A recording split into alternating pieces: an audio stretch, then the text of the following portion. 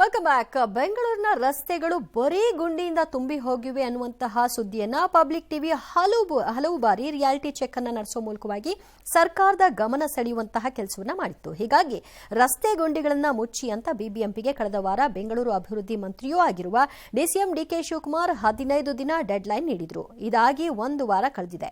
ಈ ಸಂಬಂಧ ಇಂದು ಬಿಬಿಎಂಪಿ ಸಭೆ ನಡೆಸಿದ ಡಿಕೆ ಶಿವಕುಮಾರ್ ಪ್ರಗತಿ ಪರಿಶೀಲನಾ ಸಭೆ ನಡೆಯಿತು. ಆದಷ್ಟು ಬೇಗ ರಸ್ತೆ ಗುಂಡಿ ಮುಚ್ಚಿಸಿ ಅಂತ ಅಧಿಕಾರಿಗಳಿಗೆ ಸೂಚನೆ ಕೊಟ್ಟರು. ಸೆಪ್ಟೆಂಬರ್ 15ರ ನಂತರ ಸಿಟಿ ರೌಂಡ್ಸ್ ಮಾಡ್ತೀನಿ, ನಿಗದಿತ ಅವಧಿಯಲ್ಲಿ ಗುಂಡಿ ಮುಚ್ಚಿಲ್ಲ ಅಂದ್ರೆ ಕ್ರಮ ಗ್ಯಾರಂಟಿ ಅಂತ ಎಚ್ಚರಿಸಿದ್ದಾರೆ. 15 ದಿನ ಗಡುವು ಕೊಟ್ಟಿದ್ದೀನಿ. ಅಷ್ಟರೊಳಗಡೆ ಗುಂಡಿ ಮುಚ್ಚುವಂತ ಕೆಲಸ ಫಸ್ಟ್ ಮಾಡಬೇಕು. ಆಗ್ಲಿಲ್ಲ ಅಂದ್ರೆ ಮರ್ಸಿಲೆಸ್ ಆಗಿ ನಾವು ಆಕ್ಷನ್ ತಗೊಳ್ಳೇಬೇಕಾಗ್ತದೆ. ಎಲ್ಲರಿಗೂ ನೇರವಾಗಿ ಅವರಿಗೆ ಹೇಳಿದ್ದೀನಿ. ನಾನೇ ರೌಂಡ್ ಹೋಗ್ತೀನಿ, ಯಾರು ಸಸ್ಪೆಂಡ್ ಆಯ್ತಾರ. ಶಿಗ್ಗಾವಿ ಉಪಚುನಾವಣೆ ಸನಿಹದಲ್ಲಿ ಮಹದಾಯಿ ರಾಜಕೀಯ ಕೂಡ ಬಲು ಜೋರಾಗಿ ನಡೀತಾ ಇದೆ. ಇದರ ಮಧ್ಯೆ ಮಹದಾಯಿ ಯೋಜನೆ ಜಾರಿಗೆ ಆಗ್ರಹಿಸಿ ರೈತ ಮುಖಂಡರು ಹುಬ್ಬಳ್ಳಿಯಲ್ಲಿ ಕೇಂದ್ರ ಸಚಿವ ಪ್ರಹ್ಲಾದ್ ಜೋಶಿ ಅವರಿಗೆ ಮನವಿ ಸಲ್ಲಿಸಿದ್ದಾರೆ. ಈ ವೇಳೆ ಜುಲೈನಲ್ಲಿ ಮೀಟಿಂಗ್ ಇತ್ತು. ರಾಜ್ಯ ಸರ್ಕಾರ ಇದನ್ನ ನಮ್ಮ ಗಮನಕ್ಕೆ ತಂದಿರಲಿಲ್ಲ ಅಂತ ಜೋಶಿ ಹೇಳಿದ್ದಾರೆ. ಮಹದಾಯಿ ವಿಚಾರದಲ್ಲಿ ರಾಜ್ಯ ಸರ್ಕಾರ ಜನರನ್ನ ತಪ್ಪು ದಾರಿಗೆ ಎಳಿತಾ ಇದೆ. ನಾವು ರಾಜ್ಯದ ಹಿತ ಕಾಪಾಡುವ ಕೆಲಸ ಮಾಡ್ತೀವಿ ಅಂತ ಜೋಶಿ ಹೇಳಿಕೊಂಡಿದ್ದಾರೆ. ಸಂಸದ ಬೊಮ್ಮಾಯಿ ಕೂಡ ಮಹದಾಯಿ ವಿಚಾರದಲ್ಲಿ ರಾಜ್ಯಕ್ಕೆ ಕಾಂಗ್ರೆಸ್ನಿಂದಲೇ ಹಿನ್ನಡೆ ಆಗಿದೆ ಅಂತ ಕಿಡಿಕಾರಿದ್ದಾರೆ. ವಿಷಯ ತಗೊಂಡೋದಾಗ ಒಪ್ಕೊಂಡಿಲ್ಲ. ಅರ್ಥ ಏನಿದೆ? ತಪ್ಪು ದಾರಿಗೆಳೆಯುವಂತಹ ಒಂದಿಷ್ಟು ಪ್ರಯತ್ನಗಳು ನಡೀತಾ ಇದೆ. ಮಹದಾಯಿಗೆ ಸಂಬಂಧಿಸಿದಂತೆ ಇದ್ರೊಳಗೆ ಏನೇನು ಒಳ್ಳೇದಾಗ್ಯದ ಅದೆಲ್ಲ ನಮ್ಮ ಕಾಲದಲ್ಲೇ ಆಗ್ಯದ. ಮಹದಾಯಿಗೆ ಅಡ್ಡಗಾಲ ಹಾಕಿದವ್ರು ನೀವು. ನಮ್ಮ ರಾಜ್ಯಕ್ಕೆ ಹಿತ ಆಗುವಂಗ ಏನ್ ಬೇಕೆಲ್ಲ ಪ್ರಯತ್ನವನ್ನ ಮಾಡ್ತಾ ಇದ್ದೀವಿ. ಮಹದಾಯಿ ಯೋಜನೆಯಲ್ಲಿ ಯಾರಾದರೂ ಅದಕ್ಕೆ ಹಿನ್ನಡೆ ಮಾಡಿದ್ರೆ ಅದು ಕಾಂಗ್ರೆಸ್ ಪಕ್ಷ. ಮಹದಾಯಿಯ ಒಂದು ಹನಿ ನೀರನ್ನು ಕೂಡ ನಾವು ಕರ್ನಾಟಕಕ್ಕೆ ಕೊಡಲ್ಲ ಅಂತೇಳಿ ಸೋನಿಯಾ ಗಾಂಧಿ ಅವರು ಹೇಳೋದ್ರಿಂದ ಪ್ರಾರಂಭವಾಗಿ ಟ್ರಿಬ್ಯುನಲ್ ಮಾಡೋ ಅವಶ್ಯಕತೆ ಇರಲಿಲ್ಲ. ಟ್ರಿಬ್ಯುನಲ್ ಮಾಡಿದ್ರು, ಒಂದು ಆಫೀಸು ಕೊಡ್ಲಿಲ್ಲ, ಏನು ಕೊಡ್ಲಿಲ್ಲ, ವಿಳಂಬ ಮಾಡಿದ್ರು. ಈಗ ವೈಲ್ಡ್ ಲೈಫ್ ಇದನ್ನ ಪರ್ಮಿಷನ್ ಏನು ತಗೋಬೇಕು ಅದಕ್ಕೆ ಕೆಲವು ಅಬ್ಜೆಕ್ಷನ್ ಹಾಕಿ ಮುಂದೆ ಹಾಕಿದ್ದಾರೆ. ನಮಗೆ ಅದರ ಪರ್ಮಿಷನ್ ಸಿಗ್ತಿದೆ ಅಂತ ವಿಶ್ವಾಸ ನಮಗಿದೆ. ರಾಜ್ಯ ಸರ್ಕಾರದ ಅನ್ನಭಾಗ್ಯ ಯೋಜನೆಗೆ ಕೇಂದ್ರ ಸರ್ಕಾರ ಅಕ್ಕಿ ಕೊಡ್ತಿಲ್ಲ ಅನ್ನೋ ಆರೋಪವನ್ನು ಕಾಂಗ್ರೆಸ್ ನಿರಂತರವಾಗಿ ಮಾಡ್ತಾ ಇತ್ತು. ಆದರೆ ನಾವು ಅಕ್ಕಿ ಕೊಡ್ತೀವಿ ಅಂದ್ರೂ ಸಿದ್ದರಾಮಯ್ಯ ಸರ್ಕಾರ ತಗೋತಿಲ್ಲ ಅಂತ ಕೇಂದ್ರ ಸಚಿವ ಪ್ರಹ್ಲಾದ್ ಜೋಶಿ ಆರೋಪಿಸಿದ್ದಾರೆ. ಆಹಾರ ಸಚಿವ ಮುನಿಯಪ್ಪ ಅವರು ಬಂದು ಅಕ್ಕಿ ಕೊಡ್ತೀರಾ ಅಂತ ಕೇಳಿದ್ರು. ನಾವು ಕೊಡ್ತೀವಿ ಅಂತ ಒಪ್ಕೊಂಡ್ವಿ. ಆದರೆ ಅಕ್ಕಿ ಖರೀದಿಗೆ ಸಿಎಂ ಸಿದ್ದರಾಮಯ್ಯ ಅನುಮತಿಯನ್ನ ಕೊಟ್ಟಿಲ್ಲ. ಯಾಕೆ ಅನುಮತಿ ಕೊಟ್ಟಿಲ್ಲ ಅನ್ನೋದನ್ನ ಮುನಿಯಪ್ಪ ಹೇಳಬೇಕು ಅಂತ ಜೋಶಿ ಹೇಳಿದ್ದಾರೆ. ಇತ್ತ ದುಡ್ಡು ಕೊಡುವ ಬದಲು ಕೇಂದ್ರದಿಂದ ಅಕ್ಕಿ ಖರೀದಿಸುವ ಬದಲು ಬಿಪಿಎಲ್ ಪಡಿತರದಾರರಿಗೆ ಇತರೆ ದಿನಸಿ ಪದಾರ್ಥ ಒದಗಿಸಲು ರಾಜ್ಯ ಸರ್ಕಾರ ಅಗತ್ಯ ತಯಾರಿಗಳನ್ನ ಮಾಡಿಕೊಳ್ತಿದೆ. ಕೊಡ್ತೀವಿ ತಗೊಂಡೋಗ್ರಿ ಅಂತ ಹೇಳಿ ನಮ್ಮ ಮುನಿಯಪ್ಪ ಸಾಹೇಬರು ಬಂದಿದ್ರು. ಅವ್ರು ಬಂದು ಕೇಳ್ಕೊಂಡ್ರು ಅಕ್ಕಿ ಕೊಡ್ತೀರಾ ಅಂತ. ನಾವು ಕೊಟ್ಬಿಡ್ತೀವಿ, ನಾಳಿಂದ ಅಕ್ಕಿ ನಿಮ್ಗೆ ಆರ್ಡರ್ ಇಶ್ಯೂ ಮಾಡ್ತೀವಿ ಅಂತ ಹೇಳಿದ್ರು. ಮುಖ್ಯಮಂತ್ರಿ ಅವರಿಗೆ ಆರ್ಡರ್ ಕೊಡ್ಲಿಕ್ಕೆ ಅಲೋ ಮಾಡಿಲ್ಲ. ಯಾಕೆ ಮಾಡಿಲ್ಲ ಅನ್ನೋದು ಮುನಿಯಪ್ಪನವ್ರು ಹೇಳಬೇಕು. ಸ್ಯಾಂಡಲ್ವುಡ್ನ ಮೋಹಕ ತಾರೆ ನಟಿ ರಮ್ಯಾ ಶೀಘ್ರವೇ ಮದುವೆ ಆಗ್ತಾರೆ ಅನ್ನೋ ಸುದ್ದಿ ಹರಿದಾಡ್ತಾ ಇದೆ. ಬೆಂಗಳೂರಿನಲ್ಲಿ ನೆಲೆಸಿರುವ ಟೆಕ್ಸ್ಟೈಲ್ಸ್ ಉದ್ಯಮಿಯೊಬ್ಬರ ಜೊತೆ ನವೆಂಬರ್ 29ನೇ ತಾರೀಕು ನಟಿ ರಮ್ಯಾ ಹಸೆಮಣೆ ಏರಲಿದ್ದಾರೆ. ಬೆಂಗಳೂರಿನ ಅರಮನೆ ಮೈದಾನದಲ್ಲಿ ಅದ್ದೂರಿ ಮದುವೆ ನಡೆಯಲಿದೆ. ಅಕ್ಟೋಬರ್ನಲ್ಲಿ ಎಂಗೇಜ್ಮೆಂಟ್ ನಡೆಯಲಿದೆ ಅಂತ ಹೇಳಲಾಗಿದೆ. ವಿಶೇಷ ಅಂದ್ರೆ ನವೆಂಬರ್ 29ರಂದು ರಮ್ಯಾ ಅವರ ಹುಟ್ಟುಹಬ್ಬ. ಆದರೆ ಈ ಬಗ್ಗೆ ಪಬ್ಲಿಕ್ ಟಿವಿ ಜೊತೆಗೆ ಮಾತನಾಡಿರುವ ರಮ್ಯಾ ಇದೆಲ್ಲ ವದಂತಿ ಅಂತ ಹೇಳಿದ್ದಾರೆ.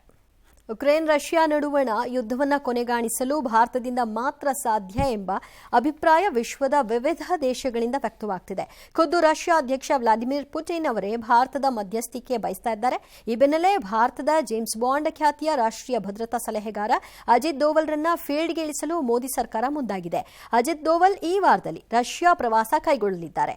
ಯುದ್ಧ ಕೊನೆಗಾಣಿಸಿ ಶಾಂತಿ ಸ್ಥಾಪನೆ ಸಂಬಂಧ ದೋವಲ್ ಪ್ರಯತ್ನಗಳನ್ನು ನಡೆಸಲಿದ್ದಾರೆ. ಈ ಪ್ರವಾಸದ ಭಾಗವಾಗಿ ದೋವಲ್ ರಾಷ್ಟ್ರೀಯ ಭದ್ರತೆ ಸಂಬಂಧಿಸಿದ ಬ್ರಿಕ್ಸ್ ಸಮಾವೇಶದಲ್ಲಿ ದೋವಲ್ ಪಾಲ್ಗೊಳ್ಳಲಿದ್ದಾರೆ. ಇತ್ತೀಚೆಗಷ್ಟೇ ಪ್ರಧಾನಿ ಮೋದಿ ರಷ್ಯಾ ಮತ್ತು ಉಕ್ರೇನ್ ಪ್ರವಾಸವನ್ನು ಕೈಗೊಂಡಿದ್ರು. ಶಾಂತಿ ದೂತನಾಗಲು ಭಾರತ ತಯಾರಿದೆ ಅಂತ ಹೇಳಿದ್ರು. ಮೋದಿ ಪ್ರವಾಸ ಜಾಗತಿಕ ಮಟ್ಟದಲ್ಲಿ ಗಮನ ಸೆಳೆದಿತ್ತು. ಪಶ್ಚಿಮ ಬಂಗಾಳ ಸಿಎಂ ಮಮತಾ ಬ್ಯಾನರ್ಜಿಗೆ ಬಿಗ್ ಶಾಕ್ ತಗಲಿದೆ. ಕೋಲ್ಕತ್ತಾ ಯುವ ವೈದ್ಯೆಯ ಅತ್ಯಾಚಾರ ಪ್ರಕರಣದಲ್ಲಿ ಸಿಎಂ ಮಮತಾ ಬ್ಯಾನರ್ಜಿ ವೈಖರಿಗೆ ಸ್ವಪಕ್ಷೀಯರಿಂದಲೇ ಟೀಕೆ ವ್ಯಕ್ತವಾಗಿದೆ. ಸಿಎಂ ದೀದಿ ವೈಖರಿ ಖಂಡಿಸಿ ಟಿಎಂಸಿ ರಾಜ್ಯಸಭೆ ಸದಸ್ಯ ಜವಾಹರ್ ಸಿರ್ಕಾರ್ ತಮ್ಮ ಸ್ಥಾನಕ್ಕೆ ರಾಜೀನಾಮೆ ಕೊಟ್ಟಿದ್ದಾರೆ. ಕೊನೆಯದಾಗಿ ಸಿಎಂ ಮಮತಾ ಬ್ಯಾನರ್ಜಿಗೆ ಪತ್ರ ಬರೆದಿರುವವರು ಆಕ್ರೋಶವನ್ನು ವ್ಯಕ್ತಪಡಿಸಿದ್ದಾರೆ. ಅಭಯ ಕೇಸ್ನಲ್ಲಿ ಸಂತ್ರಸ್ತೆ ಕುಟುಂಬಕ್ಕೆ ನ್ಯಾಯ ಸಿಗುತ್ತೆ ಅಂತ ಕಾದಿದೆ. ಆದರೆ ಇದು ಆಗಲಿಲ್ಲ. ದೀದಿ ಸರ್ಕಾರ ಆರೋಪಿಗಳನ್ನು ಗುರುತಿಸಿ ಕಠಿಣ ಕ್ರಮ ಕೈಗೊಳ್ಳಲು ವಿಫಲವಾಗಿದೆ ಅಂತ ದೂರಿದ್ದಾರೆ. ಇನ್ಮೇಲಾದರೂ ರಾಜಕೀಯ ಲಾಭಕ್ಕಾಗಿ ಪ್ರತಿಭಟನೆ ನಡೆಸೋದು ಬಿಟ್ಟು ಸಂತ್ರಸ್ತೆ ಕುಟುಂಬಕ್ಕೆ ನ್ಯಾಯ ಕೊಡಿಸಿ ಅಂತ ನೇರವಾಗಿ ದೀದಿಗೆ ಚಾಟಿ ಬೀಸಿದ್ದಾರೆ. Welcome back. ಜಮ್ಮು ಕಾಶ್ಮೀರದ ಚುನಾವಣಾ ಕಣ ಸದ್ಯ ಕಾವೇರ್ತಾ ಇದೆ. ಪಾಕ್ ಆಕ್ರಮಿತ ಕಾಶ್ಮೀರದ ಮಂದಿ ಭಾರತವನ್ನ ಸೇರಲು ಮುಂದೆ ಬರಬೇಕು ಅಂತ ರಕ್ಷಣಾ ಮಂತ್ರಿ ರಾಜನಾಥ್ ಸಿಂಗ್ ಕರೆ ಕೊಟ್ಟಿದ್ದಾರೆ. ರಮ್ಮನ್ ರ್ಯಾಲಿಯಲ್ಲಿ ಮಾತನಾಡಿದ ಅವರು, ಪಾಕಿಸ್ತಾನ ಮಾದರಿಯಲ್ಲಿ ನಿಮ್ಮನ್ನ ನಾವು ವಿದೇಶಿಯರಂತೆ ನೋಡಲ್ಲ, ನಮ್ಮಲ್ಲೇ ಒಬ್ಬರಂತ ನೋಡ್ತೀವಿ, ಬನ್ನಿ ಭಾರತಕ್ಕೆ ಸೇರ್ಪಡೆಯಾಗಿ ಅಂತ ಬಹಿರಂಗವಾಗಿ ಕರೆ ಕೊಟ್ಟಿದ್ದಾರೆ. ಅತ್ತ ಹರಿಯಾಣ ಚುನಾವಣಾ ರಾಜಕೀಯವೂ ರಂಗು ಪಡೆದಿದೆ. ಮಾಜಿ ಸಿಎಂ ಭೂಪಿಂದರ್ ಸಿಂಗ್ ಕುಟುಂಬವನ್ನ ಪಾಂಡವರಿಗೆ ಹೋಲಿಸಿ ಬಿಜೆಪಿ ಮಾಜಿ ಸಂಸದ ಬ್ರಿಜ್ಭೂಷಣ್ ಸಿಂಗ್ ಟೀಕೆ ಮಾಡಿದ್ದಾರೆ. ಮಹಾಭಾರತದಲ್ಲಿ ದ್ರೌಪದಿಯನ್ನ ಜೂಜಿಗೆ ಇಟ್ಟು ಸೋತಿದ್ದ ಪಾಂಡವರನ್ನ ದೇಶ ಇವತ್ತಿಗೂ ಕ್ಷಮಿಸಿಲ್ಲ. ಹಾಗೆ ನಮ್ಮ ಅಕ್ಕ ತಂಗಿಯರು ಹೆಣ್ಮಕ್ಳ ಮರ್ಯಾದೆಯನ್ನ ಬೀದಿಗೆ ತಂದ ಹೂಡಾ ಕುಟುಂಬವನ್ನ ಜನ ಕ್ಷಮಿಸಿಲ್ಲ ಅಂತ ಬ್ರಿಜ್ಭೂಷಣ್ ಸಿಂಗ್ ಗುಡುಗಿದ್ದಾರೆ. ರಾಜ್ಯದ ಹಲವು ಕಡೆಗಳಲ್ಲಿ ಗಣೇಶೋತ್ಸವ ವಿಜೃಂಭಣೆಯಿಂದ ನಡೆದಿದೆ. ಇದರ ನಡುವೆ ಚಾಮರಾಜಪೇಟೆಯ ಈದ್ಗಾ ಮೈದಾನದಲ್ಲಿ ಗಣೇಶ ಪ್ರತಿಷ್ಠಾಪನೆಗೆ ಅವಕಾಶ ನೀಡಬೇಕು ಅಂತ ಕೋರಿ ಚಾಮರಾಜಪೇಟೆ ನಾಗರಿಕರ ಒಕ್ಕೂಟ ನಾಳೆ ಹೈಕೋರ್ಟ್ ಮೊರೆ ಹೋಗಲು ತೀರ್ಮಾನಿಸಿದೆ.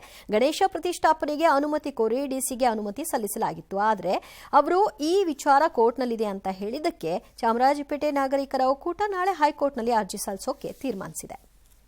ರಾಜ್ಯದ ವಿವಿಧೆಡೆ ಅಪಘಾತಗಳು ಸಂಭವಿಸಿದೆ. ಈ ಮಧ್ಯೆ ಮಂಡ್ಯದಲ್ಲಿ ಕರ್ತವ್ಯ ನಿರತ ಮಹಿಳಾ ಪೇದೆ ಮೇಲೆ ಪುಂಡರು ಬೈಕ್ ಹರಿಸಿದ್ದಾರೆ. ಒನ್ ವೇನಲ್ಲಿ ಬೈಕ್ ಚಲಾಯಿಸಿಕೊಂಡು ಬಂದ ಪುಂಡರನ್ನ ತಡೆಯುವ ವೇಳೆ ಈ ಘಟನೆ ಸಂಭವಿಸಿದೆ. ಗಾಯಾಳು ಪೇದೆ ಈಗ ಆಸ್ಪತ್ರೆಗೆ ಸೇರಿದ್ದಾರೆ. ಪುಂಡರಿಗಾಗಿ ಪೊಲೀಸರು ಶೋಧ ನಡೆಸಿದ್ದಾರೆ. ಪ್ಯಾರಿಸ್ ಪ್ಯಾರಾಲಿಂಪಿಕ್ಸ್ಗೆ ಇನ್ನು ಕೆಲವೇ ಕ್ಷಣಗಳಲ್ಲಿ ವಿದ್ಯುಕ್ತ ತೆರೆ ಬೀಳುತ್ತೆ. ಪ್ಯಾರಾಲಿಂಪಿಕ್ಸ್ ಇತಿಹಾಸದಲ್ಲೇ ಹಿಂದೆಂದೂ ಇಲ್ಲದ ರೀತಿಯಲ್ಲಿ ಈ ಬಾರಿ ಭಾರತ ದಾಖಲೆಯ 29 ಪದಕಗಳನ್ನು ಜಯಿಸಿದೆ. 84 ಅಥ್ಲೀಟ್ಗಳು ಕಣಕ್ಕೆ ಇಳಿದಿದ್ರು. ಎಲ್ಲರ ನಿರೀಕ್ಷೆ ಮೀರಿ ಅದ್ಭುತ ಪ್ರದರ್ಶನ ನೀಡಿದ್ರು. ಅವನಿ ಲೆಖೇರಾ ಚಿನ್ನದ ಪದಕ ಗೆಲ್ಲುವುದರೊಂದಿಗೆ ಭಾರತಕ್ಕೆ ಶುಭಾರಂಭ ಒದಗಿಸಿದ್ರು. ಅಂತಿಮವಾಗಿ ಜಾವ್ಲಿನ್ ಥ್ರೋ ವಿಭಾಗದಲ್ಲಿ ನವದೀಪ್ ಸೈನಿ ಚಿನ್ನದ ಬೇಟೆಯಾಡಿದ್ರು. ಭಾರತ ಒಟ್ಟು 7 ಚಿನ್ನದ ಪದಕ, 9 ಬೆಳ್ಳಿ ಪದಕ, 13 ಕಂಚಿನ ಪದಕಗಳೊಂದಿಗೆ 18ನೇ ಸ್ಥಾನದಲ್ಲಿ ನಿಂತಿದೆ. ಸ್ವಿಟ್ಜರ್ಲ್ಯಾಂಡ್, ದಕ್ಷಿಣ ಕೊರಿಯಾ, ಬೆಲ್ಜಿಯಂ, ಅರ್ಜೆಂಟೀನಾದಂತಹ ಬಲಾಢ್ಯ ದೇಶಗಳನ್ನು ಹಿಂದಿಕ್ಕಿದ ಭಾರತ ಪದಕ ಪಟ್ಟಿಯಲ್ಲಿ ಟಾಪ್ 20 ಸ್ಥಾನಕ್ಕೆ ಏರಿದೆ. ರಾಜ್ಯದ ವಿವಿಧೆಡೆ ಮಳೆಯಾಗ್ತಾ ಇದೆ. ಕರಾವಳಿ ಜಿಲ್ಲೆಗಳು ಮಾತ್ರವಲ್ಲದೆ ಕಲಬುರಗಿ, ಮೈಸೂರು, ಕೊಡಗು ಹೀಗೆ ಹಲವು ಜಿಲ್ಲೆಗಳಲ್ಲಿ ಮಳೆಯಾಗ್ತಾ ಇದೆ. ಗಣಗಾಪುರದ ದತ್ತಾತ್ರೇಯ ದೇವಸ್ಥಾನದ ಮುಂದೆ ನೀರು ನಿಂತು ಭಕ್ತರು ಪರದಾಡಿದ್ದಾರೆ. ಹೊಸಪೇಟೆಯ ಕಮಲಾಪುರ ಬಳಿ ತುಂಗಭದ್ರಾ ಕಾಲುವೆಯಲ್ಲಿ ಕೊಚ್ಚಿ ಹೋಗ್ತಿದ್ದ ಯುವಕನನ್ನ ಸ್ಥಳೀಯರು ರಕ್ಷಣೆ ಮಾಡಿದ್ದಾರೆ. ಹೊನ್ನಾವರದ ಅಳ್ವಿಕೋಡಿಯಲ್ಲಿ ಸಚಿವ ಮಂಕಾಳು ವೈದ್ಯ ಸಮುದ್ರದಲ್ಲಿ ತಾವೇ ಬೋಟ್ ಚಲಾಯಿಸಿಕೊಂಡು ಹೋಗಿ ಸಮುದ್ರಕ್ಕೆ ಬಾಗಿನವನ್ನು ಸಮರ್ಪಿಸಿದ್ದಾರೆ. ಸಾಲು ಸಾಲು ಹಬ್ಬ ಹಿನ್ನೆಲೆಯಲ್ಲಿ ಕೊಡಗಿನಲ್ಲಿ ಮತ್ತೆ ಪ್ರವಾಸಿಗರ ಕಲರವ ಕಂಡುಬರ್ತಾ ಇದೆ. ಇನ್ನು ಗುಜರಾತ್ನಲ್ಲಿ ಭಾರೀ ಮಳೆಯಾಗಿದೆ. ನದಿಗಳು ಉಕ್ಕಿ ಹರಿತಾ ಇವೆ. ಕಾರು ನದಿಗೆ ಕೊಚ್ಚಿ ಹೋಗಿದೆ. ಬಾನೆಟ್ ಮೇಲೆ ದಂಪತಿಗಳಿಬ್ಬರು 2 ಗಂಟೆಗಳ ಕಾಲ ಹರಸಾಹಸ ಪಟ್ಟು ತಮ್ಮ ಪ್ರಾಣವನ್ನು ಉಳಿಸಿಕೊಂಡಿದ್ದಾರೆ.